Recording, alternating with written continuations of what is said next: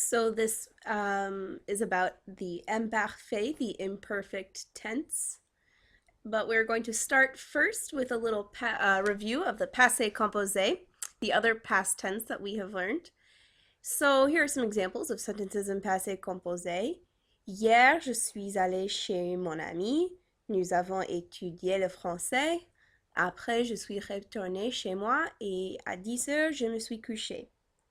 So all of these are examples of events, things that happened in the past, a series of events one by one. And so if you look at this chart here, passé composé is for actions that took place in the past, what people did, what took place, what happened. And we are going to learn that the imparfait is used for descriptions like weather, time, emotion, physical description, state of being. Imparfait is used for events that were in progress, usually when something else happened in passé composé. And imparfait is used for past habitual actions. And in English, we would say things you used to do.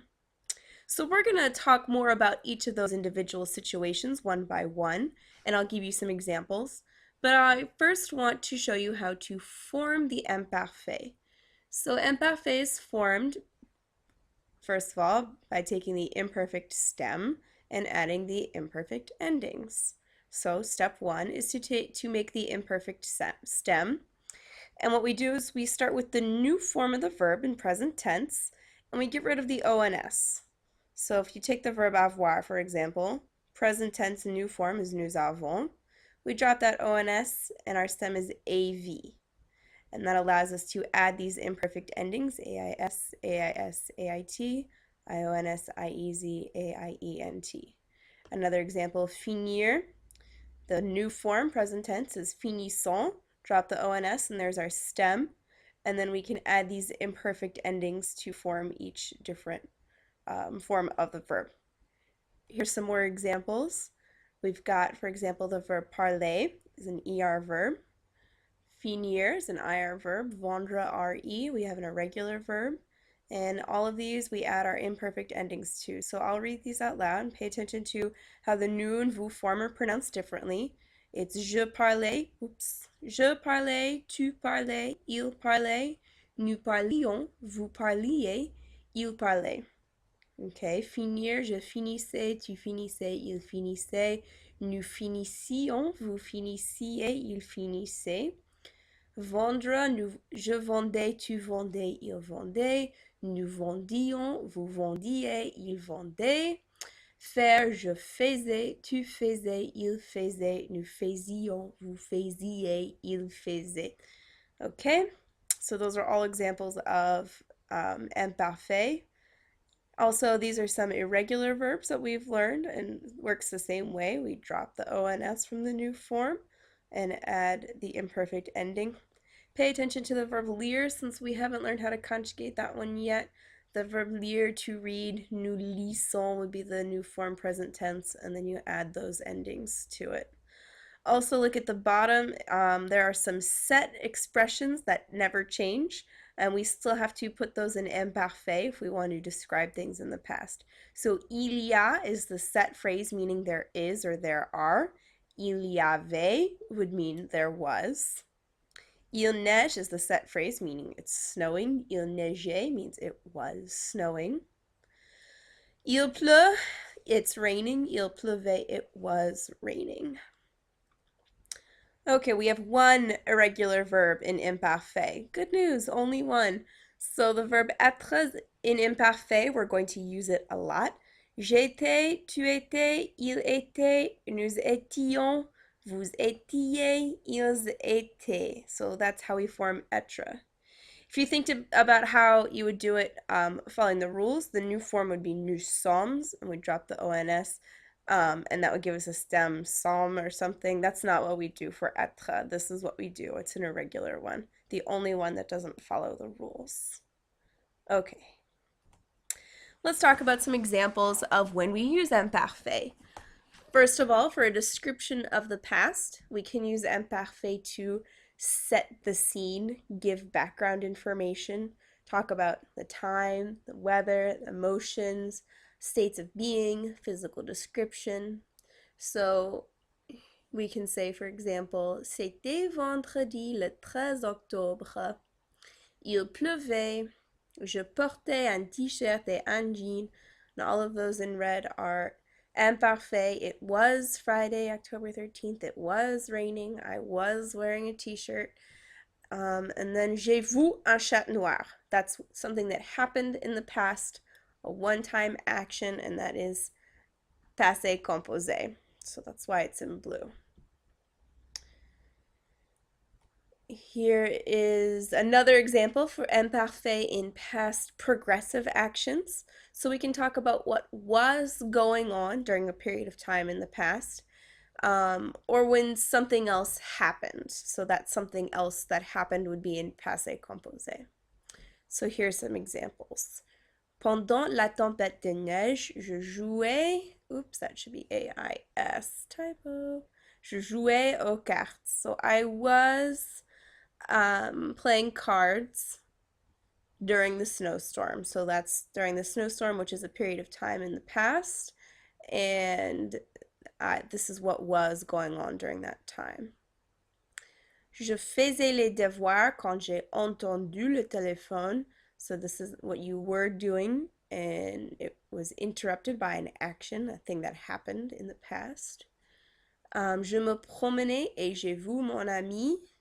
I was going for a walk and I saw my friend. So this is what you were doing, what was going on when this happened. Je dînais quand tu es arrivé. Same thing. This is what was going on when this happened. And finally, for past habitual actions, these would be things that happen regularly in the past, not just once. And in English, we say things that we used to do. But if you think about that phrase in English, it's kind of a weird expression, used. You used to do something. So that expression, whenever we would want to use that in English, we have to use the imperfect tense, imparfait, in French. So, tous les lundis, ma famille jouait au Monopoly. That's every Monday. My family would play Monopoly. We used to play Monopoly on Mondays. Le matin, j'allais à l'école à vélo. Ensuite, j'ai eu mon permis à conduire. Aujourd'hui, je vais à l'école en voiture. So there's an example. In the mornings, I used to go to school by bike, on my bike. Then I got my driver's license, one-time action in the past. And then aujourd'hui, je vais à l'école. Today, I go to school in a car. So what you used to do is in red, then something that happened once is in blue, and then green is present tense. Another example like that, je travaillais à Mercados, mais j'ai quitté. Maintenant, je travaille au general store. So I used to work regularly at Mercados more than once. This happened in the past. I was working at Mercados, but I quit. One-time action, thing that happened in the past. And then today I work at the general store, so the green would be in present. Autrefois, in the past, je n'avais pas beaucoup d'amis, so I didn't used to have a lot of friends in the past. Maintenant, j'ai beaucoup d'amis. Now, today, I do have a lot of friends. And finally, these are some expressions of time that are signifiers. This tells you right away whether you're going to be using passé composé or imparfait to describe things that happened once in the past or things that happened regularly in the past. So if we said un soir, one evening, then we would use passé composé to say one evening this happened in the past. But if we were going to talk about tous les soirs or le soir, that would be in the evening or every evening, and that would mean that we would use imparfait. Same thing, un mardi or mardi would be passé composé, things that happened on Tuesday or one Tuesday. But if it was every Tuesday, that would be imparfait. Un jour or le 4 mai, one day or on a specific date. This happened in the past, so passé composé. Chaque jour, tous les jours, every day. We would do this, we used to do this. That would be imparfait. Une fois, deux fois, plusieurs fois, once, twice, or several times. Okay, so those are singular series of actions that happened once or more than once in the past. But if we were going to talk about what we used to do regularly, habitually, d'habitude, habituellement, autrefois, or parfois, all of those would expressions of time would signify that we are using imparfait. So I think it helps if you practice reading texts in passé composé and imparfait and recognizing different situations that they're being used. But if you study these expressions of time and recognize the major situations that I've outlined here, I think it will become easier over time.